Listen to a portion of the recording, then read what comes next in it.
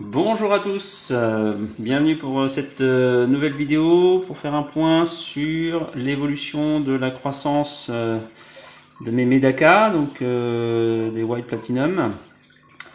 Donc on est à J plus 9 depuis leur arrivée ici dans la fiche room. Je rappelle pour ceux qui n'ont pas vu la précédente vidéo, donc un bac dans lequel on a mis 2 fois 20 alevins, parce que en fait je devais récupérer des œufs, puis non, ils étaient nés. Donc certains qui devaient avoir au moins une semaine, voire plus, je pense, facilement une dizaine de jours déjà, et puis des plus jeunes qui devaient être juste éclos. Donc on voit bien la différence, enfin vous verrez bien la différence de croissance. Certains sont déjà très bien visibles, bien développés, forme de poisson très nette, et puis les autres sont des alevins encore. On voit principalement les yeux et que ça frétille un petit peu. Pour rappel ici, c'est un bac, quand je les ai mis, j'ai mis 3 litres d'eau. C'est un bac qui peut faire 5 litres, ce qui permet de nourrir régulièrement avec de l'eau verte, donc principale nourriture des jeunes alevins quand ils naissent. Alors des infusoires si vous avez aussi, c'est très bien. Et donc dans l'eau verte, il y a plein de bonnes choses que je récupère dans un de mes bassins. Et puis comme je m'en sers aussi pour nourrir mes daphnies, vous voyez, j'ai aussi des daphnies dans ce petit bac là, dans ce petit pot, et j'en ai mis déjà depuis quelques jours dans le bac principal, dans le bac d'élevage, parce que certains alevins sont déjà capables de manger de jeunes daphnies.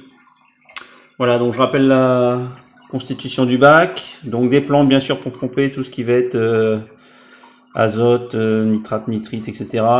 Donc du cératophyllum, 2 petits pieds là qui me restaient de l'hypnobium, un peu de varech, d'eau douce ici, voilà. Voilà, pour le végétal c'est ça. J'ai rajouté quelques azelles et j'ai bien fait parce que j'ai vu 2-3 petits alevins qui malheureusement sont morts, donc tombés au fond du bac.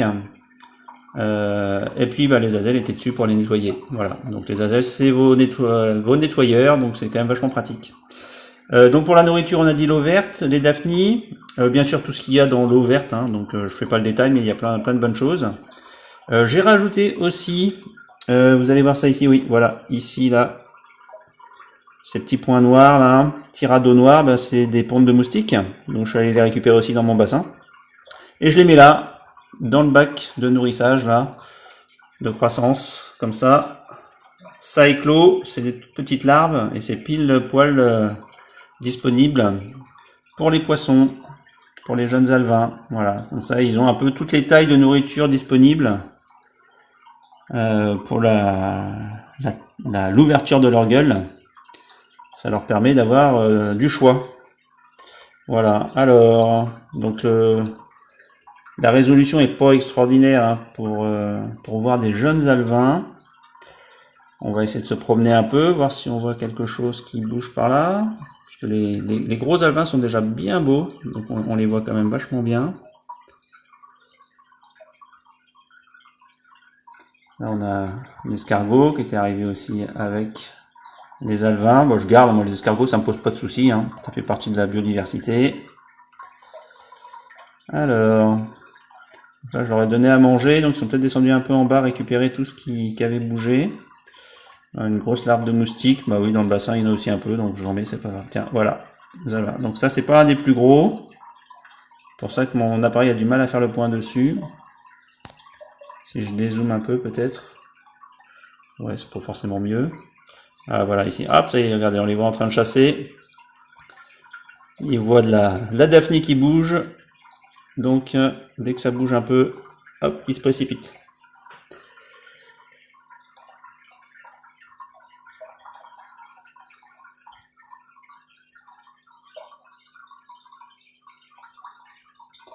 Alors, je me lasse toujours pas de les regarder, je trouve ça trop génial.